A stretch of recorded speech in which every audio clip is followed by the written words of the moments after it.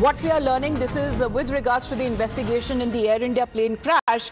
And the Supreme Court has now issued a notice to the centre, to the DGCA, to the AIB, which is the Aircraft Accident Investigation Bureau, on the plea filed by Captain Sabharwal's father seeking SC-monitored independent investigation. The matter that has also been fixed now on the 10th of November. And the Supreme Court, what it has said, Harish, calling it as an extremely unfortunate that the accident took place.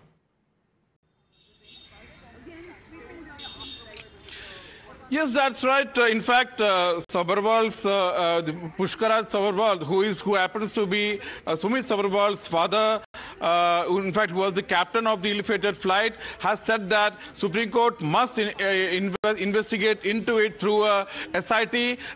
SIT should be headed by a retired Supreme Court judge. Supreme Court has agreed to examine it.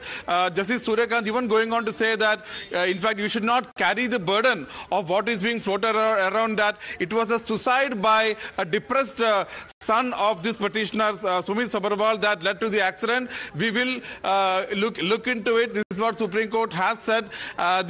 Importantly, notice has been issued to the centre, DGCA and Aircraft Accidents Investigation Board, that committee, and the matter has been fixed again for November 10th. Okay. The father has argued in the court that it was wrong to put the entire blame on the pilots, citing human error, and even the RAT was deployed, which means that there was some electrical or digital issues with the plane.